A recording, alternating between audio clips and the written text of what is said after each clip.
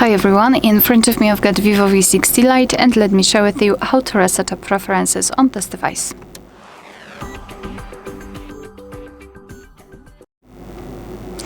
So let's begin with opening the settings, and right here we have to scroll and find the section apps. Let's tap. Then we have to tap on see all 56 apps, of course 56 in my case, and tap on the three dots icon in the right upper corner.